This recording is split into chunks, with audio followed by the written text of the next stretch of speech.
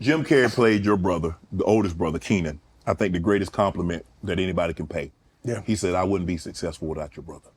Yeah. I wouldn't be successful without my brother either. I think a lot of us wouldn't be successful without my brother. I think my brother, well, it's different for me. I was nurtured. So I still think because I had their guidance and their nurturing, I was going to make it regardless. Right. Believe me. You had been around them enough, he and Damon, and been in that family enough. Yeah. You was going to go out there, you was going to carve your own way. Yeah. But Jim needed this opportunity in living color. When you're watching and Jim... you credit not just Keenen, you got to credit Damon. Damon, okay. Because Damon did Earth Girls Are Easy with Jim Carrey, and they were friends. Okay. And Damon was like, yo, Keenen. Damon was Keenan's right-hand man. Okay. That's his lieutenant on Living Color. Okay. That was his right-hand man. Okay. Damon and then Kim. Kim was a soldier in that room, always writing her sketches. Everything Kim did, for the most part, she wrote and created. So you got Keenen was like, he's like, you gotta trust me, this white boy is funny. He's like silly putty. He twists himself up. He could suck his own dick if he tried. This white boy crazy. And Keenen was like, okay, let me see him. And then Jim went, and he had just, Hollywood didn't want him no more because he did this thing called Duck Soup that bombed. Or Duck something, Duck Factory, and it bombed.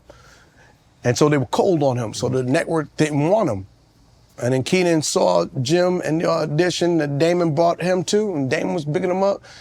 Keenen was like, he's hilarious. And then from there, he put him on, and he let Jim buck wild. And Living Color was a playground. Yeah. Keenen always said, don't just do what's on the script. He made us all writers. Have something in your back pocket, because when we do second take and third take, don't do the same thing. The audience can only hear the joke one time, and it's only get diminishing returns, so they want to hear something different. And so that's what we did. Keenen was a star maker, is what I'm saying. Did you know Jim could be what he became? Yeah, I knew. I knew Jim could be what he became. I knew Jamie could be what he became. I knew Damon. I knew everybody on that set could become anything they wanted to be. Rosie Perez was the choreographer. Yes. You understand? Yes. For In Living Color. And Living Color was filled with great people, hand-picked people with good vibes and good energy and love. My family, we come to set, we hug each other. You see the love my family has. We have love. That's why I oftentimes, when it comes to people and they talking their nonsense, they talking their shit, listen, I try not to engage, right? Because I know I'm not about the goons and this and that. I got love. I got people that died for me, lots of them. And I don't want to engage in that because I'm loved. So I'm loved enough to step back from it because I know if I'm in a fight, there's gonna be a lot of hands in there. You got the nephews, you got the cousins, there's a lot of Wayanses. And I just go, you know what? I'm loved. So when you get to a Wayans set, you feel love. Yeah. You see, we love each other. Tommy said that. Tommy said every time you guys come on set, you hug each other, you kiss each other. Yes. He was like, damn, I wish I could have had that in my And family. he did. He did in my family. Yeah, from your, In my family, Tommy comes on to this day. Tommy had a birthday party. I pulled up. I love him. I love all my tribe. I love them for life. All of them will tell you, I show up. I show up. And when you come in our world, we love you. David Angre will tell you, we love. Period. Nobody ain't gotten. Only people that don't know us got something to say. But anybody that experienced us, like, they love. Let's get back to Living Color. I didn't realize till we were researching this, In Living Color was only on 4 years. Yeah. That might have been the greatest 4-year run Ever. in the history. Ever. That show should still be on. That was a staple. That should have been like an Saturday Night institution. Live? Yes. It's an institution. You know what's funny is in Living Color, I think Damon and Keenen were inspired by Saturday Night Live, and I think Keenen was like, they never have me on, and Damon had just gotten fired from there. And he was like, all right, well, I'm gonna take all this funny shit that I have, we're gonna do it on this show. And he took all these funny, crazy sketches that they wouldn't let him do on SNL, and they did it on Living Color. And to this day, you know, I've never done SNL. Really? I've done Daily Show. Never. I guess I'm not hot enough. But, you know, I love the fact that, you know, I'm always going to be in Living Color alumni, right? And one day, sometimes I look at God and I go, if that opportunities don't come for you, it's not for you. Right. And maybe it's God telling me, create my own show. Right. Do my own sketches. And I could, and I will. And I just feel like everything is God. When it don't happen, don't be mad. God's writing your story, so trust him. We had Tommy Davidson on. Dawg, that nigga. Now we get into the good stuff. I need another drink. No, He said. Hold on, why you not drinking your own sauce? You got me up in here drinking the evil juice, and you was sitting there watching me. Okay, well, hey, I think you want to put a little, you know, let's toast. I'm gonna sip this one. To success, man. To success. Go talk. Shannon, let's have this thing up just so you can get some promotion too. Go back. Yeah, right back. Perfect. Yeah. Tommy said. Should we light up a cigar? Hey, I don't think we can smoke in here. It's okay. Damn. All good. Tommy said, and I didn't realize. By the way, love Tommy Davidson. Big bro. Like, he, to me, underrated. That boy should have been one of the biggest movie stars in the world. Yeah. Tommy Davidson is brilliant. Let me tell you how dope Keenen is. The fact that your eyes for talent, that you could make and see talent and greatness in all these people you assembled on the cast. Tommy Davidson, Jim Carrey, David Allen Greer, Jamie Foxx, Kim Wayans, Kelly Cofield, Steve Parks, my brother Sean, me, even the babies, J-Lo. J-Lo was just like a dancer and a singer, and Keenen was like, you should do more. He knew she was special, knew it. J-Lo, Carrie Ann Naka. If you look at all the writers that made it in Living Color, and they would complain when he made them work, but just like when we did those 26 drafts, it prepared them for their evolution and their greatness as writers, because this is what you got to do. You got to rewrite. Somebody has to work you, and you may not like it, and you may resent it, but look at how you're eating. Keenen was a visionary. And Damon, that's what taught me the eyes. Damon, the most magical talent, him and my sister Kim. But Damon as a comedian, I used to watch this man go on stage, and the only thing he wanted to do was he'd go up there and he'd be like, and go behind the curtain. I'm doing the invisible comic. Watch as I scratch my nuts. And he's just playing with the audience because he don't care. Right. He's like, I'm gonna use this time to say fuck you to the audience because now I can create without your judgment. It's the reason why Damon don't do stand-up nowadays. He feels people are too judgmental. And he's right. You can't say it no more. I need to speak my mind. Damon could do characters. Damon could do monologues. He'd tell you the joke, then show you the joke. He talked about his pain. Handicap bully came from somewhere. Damon was born with a handicap. He had a club foot. Right. And so he came out with Handyman, which is from something that was painful. He created art. Damon is one of the most brilliant comedians ever. You don't understand, I got to watch this. Right. I watched Jim Carrey like TV. We'd tell him, do Jack Nicholson, he'd do this character, do that character, do Vera DeMalo. He used to make us laugh. Me and Sean, we'd be peeing ourselves. David Allen Greer, one of the funniest dudes you ever wanted to meet. Kim Wayans, what a special talent. This is why sometime in Hollywood I get a little upset, because there's no way, Kim is like Black Carol Burnett. She's only marginalized by what Hollywood deems they want to make or they feel is a special talent to be celebrated. Kim Wayans is a great writer. She graduated from, with honors, Wesleyan University. She's a brilliant writer, amazing actress. She has a brilliant one-woman show. When I tell you, I came from greatness. I know greatness. I was touched by greatness. Grew up with it. And not in a perverted way. Y'all made fun of that man's foot. Huh? Y'all made fun of Damon's foot. Yeah. Come on, man. The man got a... We call that shit a hockey puck. a golf club, not even a good one, it's the P. Yeah, they're like a pitching wedge. Or the one, yeah, we made fun of. That's all we do. We talk shit, my whole family, we make fun of each other. That's what we do, but we have a great sense of humor. Right. But more than that, we have a great life. We laugh a lot. We laughing our way through this lifetime. I hope other people do, you know? In Living Color, Tommy said you guys dropped that during halftime of a Super Bowl. Got 20 million views. And then the next thing you know, the Super Bowl and the following year, the NFL dropped Michael Jackson. Yes. What happened was Keenen and Eric Gold and those guys came up with the idea to do the halftime show because they had bands, marching bands playing. Yeah. And Keenen they was like, they got with Doritos and I think Pepsi, somebody else, and they was like, we're gonna steal the audience. And Living Color was at its biggest. Yes. And it was like, we gonna take that audience and bring them to a Living Color, and did a special Living Color halftime show.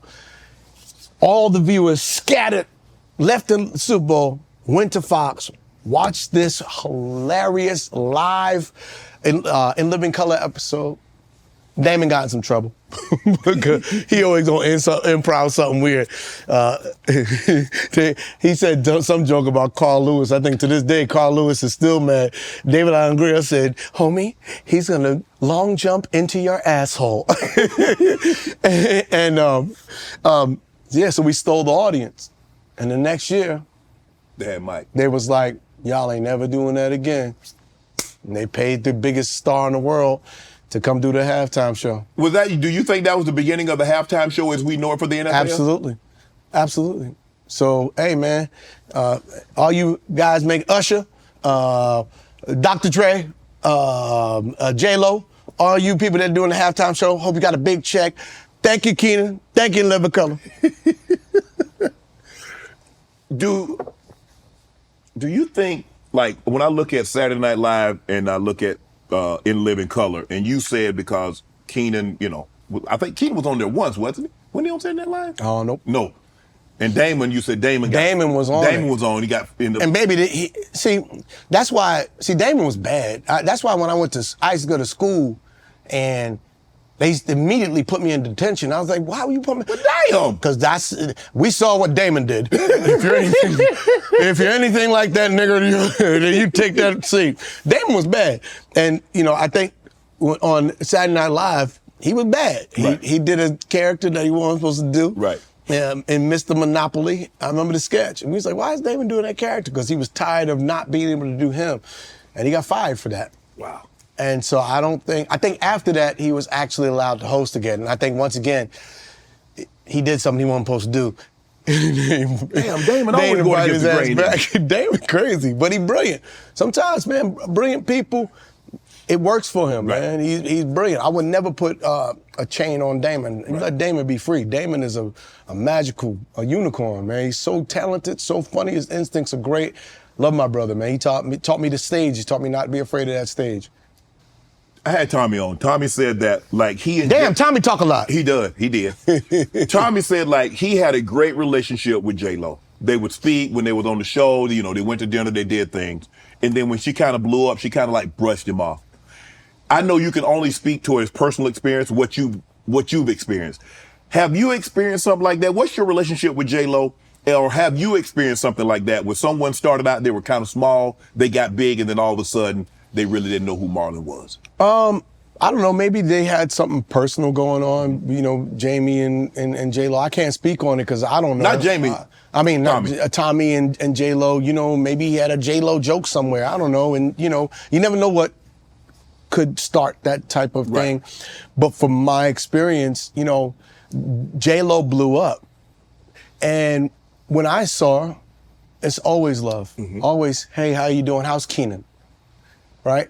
Always been love. She's never been like, oh, I'm above you now. She's never been like that. In fact, my role in Air, she told Ben Affleck, he was like, I need a good actor to do this role, and I want somebody good looking to play George Raveling. She's like, I need this. Right. She said, what about Marlon? He's a great dramatic actor. And so Ben called me and was like, will you do this role in my movie?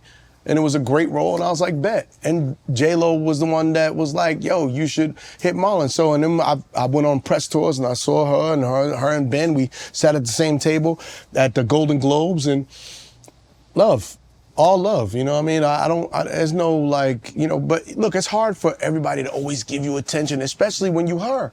You being pulled this way, you being pulled that way. Everybody, you want the cameras here and the this and that. And so I don't take it personal. I just go, maybe she busy. I'll hit her at another time. But I don't know what her and Tommy went through. I love J-Lo. You understand? Going to a Living Color set, see, everybody credits like Puffy with finding that J-Lo was fine, right? He's Christopher Columbus. I'm Magellan. I knew you that. already been there. You already knew that. I knew that ass was round, boy. Watch me on the set of Living Color. And back when we doing all the beats, and I'm just looking at her butt like, man, that's a lot of bunkie right there. But she was beautiful little Puerto Rican girl to me when she was just, J-Lo's always been beautiful. Right. And to see her talent and see her blow up and see her become a brand. Y'all from my alma mater. Hey man, love. And one day, you know, I sit down and go, one day, you know, we'll work together. I love that. I love the fact that I go, oh, there's something for me to work toward. Right. And because everything is full circle. I'm at Howard University in Living Colors on the air. I'm in Living Colors, brother, at a black university. Sunday comes, everybody stops what they doing. We run like roaches. We run to our thing. Everybody in front of the TV. And watch that TV, and then when it's done, came out laughing, and we talk about it. And those was so much so that the professors sometime at Howard, this is why I left. Well, there was a lot of stress. You know, they be teaching all these classes and be like, you know, let's talk about minstrels and buffoonery. It Living Color. Is it a modern day minstrel? You gonna put this, is it Marlon? And I'm like, you put me on blast, and I'm in school, and I'm like, then after class, brother wanna hand me a script. Here, can you get that to Keenen for me? Oh, he done tried to clown you in front of the class. Then give me a script. You don't get your ass out of here. That's the why you left? I read your GPA wasn't that up the No, first, let me take a shot. I'll keep it real here. We gonna talk about some hard questions, you know. Let me get a shot of this. I will tell you, my GPA, I was very smart until I got to college. And it wasn't that I wasn't smart. It's just that I didn't apply myself. My first semester, I got a 1.6 in classes. 1.6. But I had a 3.8 in partying, right? I could party my ass off. I learned how much to drink, how many hits of the weed before it made me dizzy with the combination. You know what I mean? Who was gonna give me some? Who wasn't? I remember I brought that grade home, and Keenen was paying for my college. And he said, all right, well, you ain't gonna mess up my money. You pay for your own college now. I said, what? I started sweating. I was like, oh shit, I gotta pay for my own college. And so from then on, I pulled in 3.6s because it was my money. Right. I wasn't gonna mess that money up. Yeah. And the reason why I left wasn't because, first of all, my brother hated the fact that I went to college. They was like, come join the family business. Come join the family business. We have a Living Color on the air. My brother Sean was like, yo, let's do our sketches, let's do this. I was like, I said, no. I said, I love you, but I gotta be me. If I do it y'all way, I can't be me. You know how hard it is to come after Keenen and Ivory Wayans, Damon Wayans, Kim Wayans, Sean Wayans, and then Marlon. And the only thing that I had was my own life experience. I had to do my thing differently. So I wanted to go to Howard to learn to be a man outside of my brothers, to be my own. For me, it was like Michael from The Godfather going to the army. I know there's a purpose for why I'm going to do this, but I need to go do this for me. And I remember I wrote my brother Sean like a 10-page letter. And I was so sad because I knew what we were supposed to do, but I knew he thought I was going back for a girl, and I was like, no, I'm going back to get Marlon. And so I went back, I got a 3.6 GPA. I did some film projects, and I was like, all right. Then I got more money. And people think I was gifted more money. I wasn't. I wasn't even on the list. Right. Damon won it, Kadeem Hardison. Right. Now, mind you, I'm auditioning for stuff. I'm getting movies and turning them down. I got like 5 movies, turning them down to go back to school. Then that More Money audition came, and Damon was like, look, nigga, I don't want you. I mean, you could work, but I ain't gonna get your hopes up high and have you committing suicide when you don't get this part. He said, I want Kadeem Hardison, but Kadeem, he's doing a different world, and I ain't got different world money. And then, so there's this kid, Claude Brooks. He got little ears, but he looks like me. He got pretzel ears, but he looks like me, and the studio likes him. So if you gonna come in, you better come with that thunder. And he said, no, I don't want you to worry about making these white boys laugh. Don't worry about the studio. You worry about making this nigga laugh, because I don't find nothing funny. And I knew what that meant. In order to make Damon laugh, he wrote his words. Mm-hmm. Damon wanted me to bring the writer out. So I had to sit there and punch up what he wrote. And if you look at my script for More Money, I had all these different notes, never the black, always the red, never the black. I came up with all these improvs. I barely did anything on the script. And when and Omar was on there, Omar Epps, my best friend to this day, came on the audition with me. He's like, you got this. He's like, I don't even know why the fuck I auditioned. He's like, this is yours. I went in that audition, I blazed it. And Dane was like, he never gives you credit. He goes, I said, was it funny? He goes, you made the white boys laugh. And you got the part. And I was like, oh shit. And that's when I left Howard, because I was like, I'm on my way to do what I love to do for a living, and I'm making money doing it. And that's when I was like, fuck your school. In the beginning, did people feel that you got roles, or Sean got roles, or anybody in the family got roles because of your big brother? Till this day. And I laugh. They still don't want to give you credit for what the work that you put in. No, they just, haters gonna hate. Haters is gonna hate. Hate is a business. It's a big business in hate. You can hate, but you can't discredit my accolades. You don't know my journey. You don't know, I wasn't just some dude that got put into stuff. I need you to go look at the credits. I've been writing movies since I was 19 years old. Me and Sean created Wayans Brothers when we was like 20, 22. Right. Don't Be a Menace, Scary Movie. Me and Sean and Keenen wrote that. Scary Movie 2, me and Sean and Keenen, with a few other writers. But these are ideas that we came up with. Sean came up with a lot of these ideas. Scary Movie was like, Don't Be a Menace, Sean came up with. Sean don't get enough credit. Scary Movie, Don't Be a Menace, White Chicks, those are Sean's ideas. Me, I'm an executor. We executed together. I know funny characters. I know how to do situations. We all have gifts. And Keenen, he knows how to put it all together and see it from a macro point of view and work the shit out you. Let me tell you something.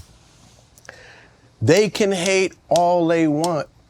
All my brothers do is lend me opportunity. And that's a gift and a curse. Because when you're our age, see, when they came up, you got 30 years, 20 years to make it in comedy. You found your point of view. You've been on a stage. You know how to make people laugh. You can sit on a couch and you can make people laugh when you're doing Johnny Carson. You can go in any room and kill it. You learn how to act. You had 20 years and now finally you get this opportunity. Me and Sean didn't have 20 years.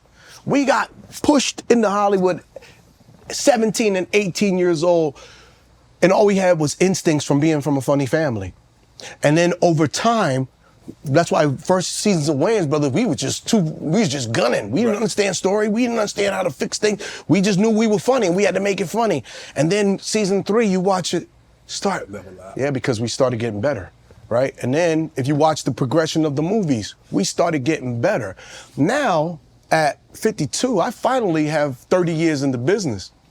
So everything that I've done for me and all that learning, now is my time. You gonna judge me? I want you to judge me now, because I'm 5 specials in working on my 6th one. I'm a different animal because I'm not just a comedian. Right. I'm a damn good actor. I act the shit out of, I can act. I got pain. I could, when y'all see my dramatic work that's coming this year, y'all gonna be like, yo, I'm telling you, now I have 10,000 hours logged in 5 different disciplines, I'm a monster right now, bro. Like, and I see it. I could do characters. I could do deep character. I can do characters dramatically. I could do them funny. I can do so much. And now I'm gonna showcase all that. Everything else was learning. So yes, my brothers gave me opportunity, but there was a gift and a curse. It and it was absolutely a is. very hard ride for me and Sean. And you know what got us through is our work ethic. Because my brothers wasn't easy on us. My brother, we got to In Living Color, they was like, we ain't writing for Keenan's little talented brothers. And this Keenen and Damon saying that shit. I thought that was a record show. I'm serious. Me and Sean, every sketch on Living Color, the Def Jam sketch, Shabba Ranks, Mr. Ugly Man. Me and Sean stayed up, Snuff and Rome stayed up. We spent the night at In Living Color learning to write. Spent the night because nobody would write for us. We spent the night there writing those sketches. And then when they got on, we had to go execute them. Nobody wrote for us. We created our TV show. I remember when we left In Living Color because Fox was syndicating the show and it was hurting Keenan's pockets. And Keenen was like, nah, you ain't gonna do this to me. And my family said, fuck this money. And we all left In Living Color. There's an episode of Living Color where we got black shades on. It's a Christmas episode. Jamie Foxx is singing, he's singing, hang all the mistletoes this Christmas. Yeah. And me and my family got black glasses on. And we sitting there like this as a family. Right. Because we protesting. And we going, you ain't gonna fuck my brother. We a family. You touch one, you touch all. Your money, I'm sorry. They was offering us big checks, Yeah. $70,000 checks to stay on that show. I'm still a brother after this. No, I'm gonna support my brother. And we all left the show. And that's why season 5, it got weird. It got Bismarcky, and God bless Chris Rock. He came at the wrong time, but and as brilliant as he is, you couldn't save it because the eyes of the show is gone. You understand? Heartbeat of that. Yes, the eyes, the vision. You can't replicate Wayans shit, and anytime they try, you're gonna fail. They've done other movies, you can't. People taste that shit, that ain't Wayans. Can't do what we do because you ain't got my life experience. You don't have my point of view. You didn't grow up with the people I grew up with. You don't understand how life has carved me as a visionary. You can't take the flavor, you can't, I could give you all the seasoning. Right. I'll give you all what's in it. You don't know how much to put. You don't know what kind of flour. I'll give you the right flour. You don't know how long to cook that chicken. You don't know how much of that garlic powder you got to put in there. I'll give you the hot sauce. It's Frank's. I ain't gonna make you be able to make my chicken. And that's what comedy is. And with my brothers, when we left In Living Color, I had $700 in the bank and $900 rent. I was broke. And me and my brother Sean was looking at each other like, what are we gonna do now? My brother Sean was depressed. He would sit in the room with lights out and he played Christmas music because whenever you get upset, because Christmas is a happy time, was it? When we get upset and they play that Christmas music, and I would come down with them. We always had a bottle of Diet Pepsi, and when they had the 120 ounce of Diet Pepsi, and I would sit there like we did at Living Color, and he had a brand new computer, and I was sitting there working on Wayans Brothers. And then one day he came out the room in his robe, and he said, "What you doing, stupid?" I said, "I'm working on a TV show." And the first thing he read was, interior, outside. He said, "Stupid, how you have interior, you outside?" He said, "Move over." And then we sat down and we created our show, Wayans Brothers. Nobody gave us nothing. And my brother, when we did Don't Be a Menace, Keenen made us do 26 drafts. 26 drafts. And then the director, when we finally shot the movie, me and Sean would cry. "Why are we doing another draft?" "We're gonna do it again and ain't ready yet." Then the director didn't get comedy, messed the movie up. We screened the movie, it got terrible ratings. Miramax was like, "What are we gonna do?" Keenan's like, "I can fix it. I need $1 million and I need 10 days of shooting." Bet. Keenen said, "Okay, I got the budget. I know what to do. Now you guys gotta write a movie." "What do you mean?" "I'm gonna write a whole new movie. You fucked this one up." And in 1 week, we had to write a whole damn new movie. So much so that I couldn't even think of anything. I took some hits of weed. Me and my boy got high, like me and my boy Xavier. I passed him the weed, and he took it, he coughed, and he threw up. Damn. And fell on the floor. And I looked at him, I said, hey, nigga, pass that shit. And we put it in Don't Be a Menace. So we wrote all these different sketches, the grandma's breakdancing, all these different sketches that getting jumped in, that became the movie Don't Be a Menace. And hadn't we did the 26 drafts prior to that, we could have never showed up to put together that draft in 7 days and do what became the classic Don't Be a Menace. Right. You said he Damn, I got stories. Shit, I need a second. Damn. That was I look at my face in the mirror and I don't know I'm this old. You mentioned that Keenen made you write it. Rewrite it 26 times. I can imagine the length of time that you and Sean spent coming up with the first script. Yeah. And then to rewrite it. Yeah. And to rewrite it. Yeah. And then say, you know what? Y'all messed it up again, so guess what? I got $1 million from Miramax, and we're gonna do it again. Yeah. Did you man, come on, Keenen, bro. The whole time. Let's just roll with it. We wanted to fight this nigga. I was like, Sean, you get the legs. I'll kick him in the chest. We was so mad. But you look back and you go, oh, I see why Yoda made us do those things. Mm-hmm. And now we're Jedis. Mm-hmm. Now I know how to do it. Now I know I sit there and I talk, me and Robert Townsend, we have talks, and Robert's like, damn, little bro, you really on your, yeah. And he's like, I'm so proud of you. And to hear that, from my brother Keenen, like, I'm proud of you, you're doing great work. I worked my whole lifetime to be able to hear, I'm proud of you, you're doing great work. My brothers they don't pass our compliments. No, they don't laugh. I go, how'd you like it? I put it on, and when something funny happens, they go, that's funny. Damon just goes,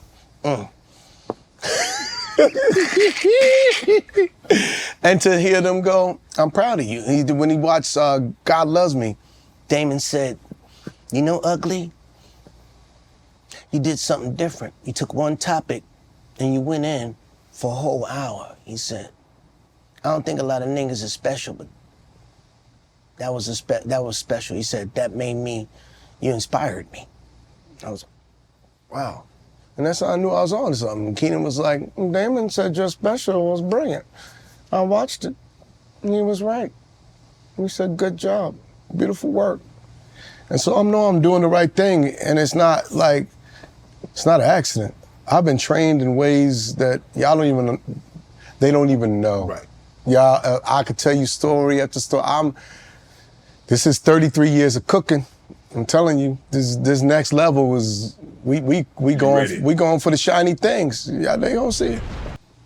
When did you realize that you could write? That you could really I can write, but I can write stuff that could become a movie. I could write things that can become a sitcom. When did you realize that you had that gift, that you could really, really do this, Marlon?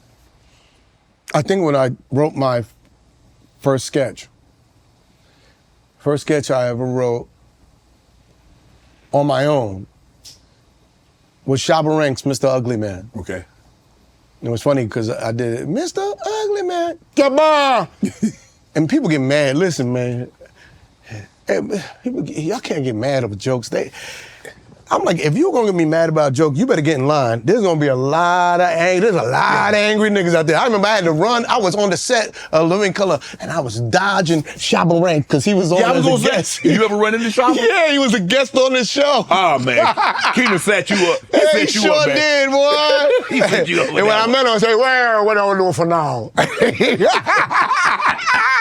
Because when you do it to their face, mockery is the greatest form of flattery. Right.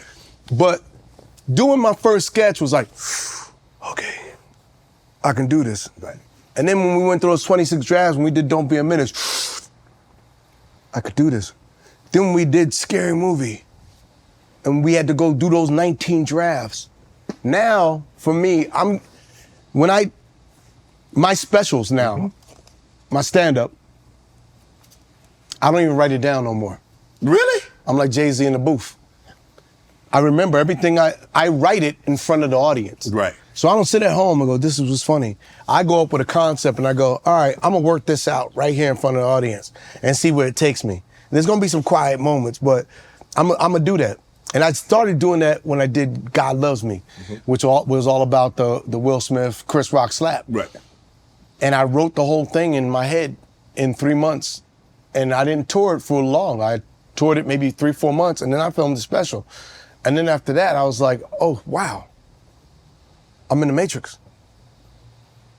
I just ate the red pill. I'm in the Matrix. Things is moving slowly. Like I see all these numbers, and I can put all these numbers together and create these formulas. Right. And now, good grief, same thing. I don't write it down. This new one that I'm working on, I'm on tour. Make sure you catch my tour, the Wild Child Tour, coming to a city near you this fall. You're gonna see, I'm not just up there telling jokes. I'm up there telling great stories.